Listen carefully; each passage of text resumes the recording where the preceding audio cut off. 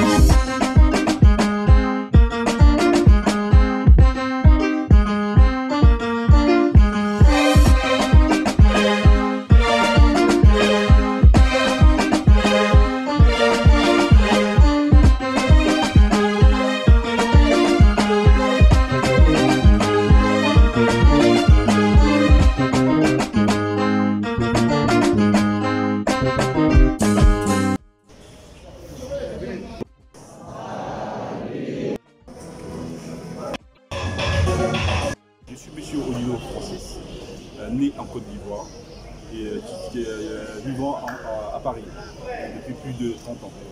Donc, je suis dans le domaine de l'artisanat.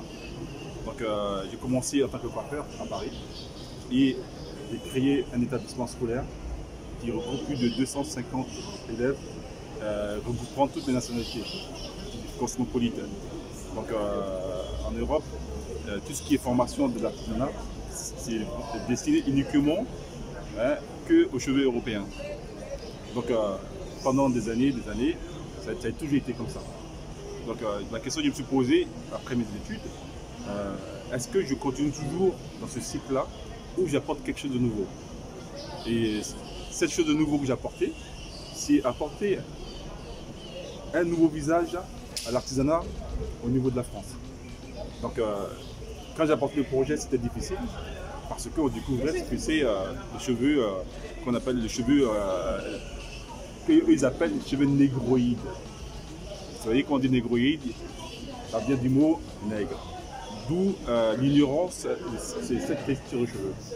Donc nous on s'est dit, on ne va pas venir faire de la politique ou combattre quoi que ce soit, mais on va valoriser le continent africain.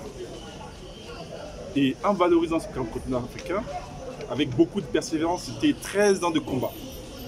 Après ces 13 ans de combat, on a quand même réussi à rentrer au ministère de l'Éducation nationale. Une première mondiale. C'est ce que je disais que, normalement, avec tout le combat que j'ai fait en Europe et que j'ai gagné, et qu'aujourd'hui, cet établissement apporte de l'emploi à l'État français, en venant dans mon pays, la Côte d'Ivoire, je me suis dit qu'il faut que je fasse appel aux autorités. Et ces autorités-là, ils m'ont validé le projet, ils m'ont dit, venez, on sera présent. Parce que vous savez, si on veut aider les artisans, il ne faut pas s'adresser directement aux artisans. Il faut aller d'abord en haut, leur expliquer ce qu'on fait. Comme vous avez pu le voir, on a regroupé plus de 5 pays d'Afrique. C'est très fort. Vous savez, le médaillé, ce n'est pas celui qui redonne la médaille devant tout le monde. Ce sont les actes qu'il pose.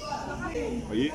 La question aujourd'hui de vous poser, pourquoi le secteur de l'artisanat est resté dans l'informel et resté dans l'ignorance? C'est la question. C'est un peu comme si on vous dit, depuis 1960, il y a une maladie qui tue les Africains. Mais les médecins africains, ils les soignent, mais il y a plus de morts que de guéris. C'est la même chose. Un artisan qui choisit ce métier-là, c'est-à-dire qu'il va apprendre le métier dans l'informel, tout dans sa vie. Le jour qu'il a un malheureux accident, ses petites économies, il va prendre se soigner. S'il n'a pas d'économie, il va partir dans l'oubliette. Et on ne peut pas continuer comme ça. On n'est pas tous venus au monde pour être intellectuels. Il y a des personnes qui sont faites pour travailler dans le bureau, pour travailler comme avocat, comme comptable. Et puis il y a des personnes qui sont manuelles. C'est ce qu'on appelle les artisans. C'est pour cette raison que je me suis rapproché de notre chambre de métier. Quand on dit chambre de métier de l'artisanat, ça veut dire que c'est la maison des artisans. C'est ce que ça veut dire. Et cette maison a un devoir envers les artisans. Mais si ils ne connaissent pas, ils ne savent pas. Ils vont vous aider avec leurs moyens du bord, mais vous n'irez pas encore beaucoup plus loin. Est-ce que vous comprenez un peu? C'est important, on veut dire. Être un coiffeur, être un barbier, ce n'est pas un métier d'échec. Si j'avais dit qu'un coiffeur gagne 975 000 francs CFA en Europe, est-ce que vous allez me croire? 975 000 francs CFA, un coiffeur. Ça veut dire que c'est le salaire minimum. On ne peut pas être dans une nation et puis, ça veut dire que faut oublier les artisans. Ça veut dire qu'il y a un déficit de plus de 375 millions d'euros. Après, vous allez être traduit dans la caisse de l'État. Pourquoi? Parce qu'on n'a pas mis en avant les artisans. Vous ne pouvez pas demander à une personne, tu veux apprendre un métier, débrouille-toi, et il va faire son petit coin, et puis vous lui dites, monsieur, il faut payer des taxes.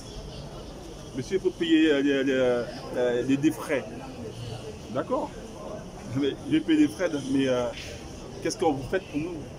Et on est venu pour pouvoir déjà prêter main forte au ministère, surtout à la chambre de métier. Mais pour pouvoir prêter main forte à la chambre de métier, il faut que le ministère de l'artisanat accepte. Ils ont accepté de venir. Donc ça veut dire que la clé de l'avenir des artisans dépend de vous. Moi, je vais faire ma partition, mais tous les artisans doivent se mobiliser comme ils l'ont fait là, derrière un seul système pour gagner au niveau national et pour gagner au niveau international. C'est très important. Là où il y a l'échec, c'est qu'il y a une cause. On peut continuer 50 ans comme ça, on sera toujours dans l'échec. Olula apporte le médicament pour pouvoir soigner le problème des artisans. Sur ce, Sissoko Abdraman, conseiller technique du ministre de l'Artisanat.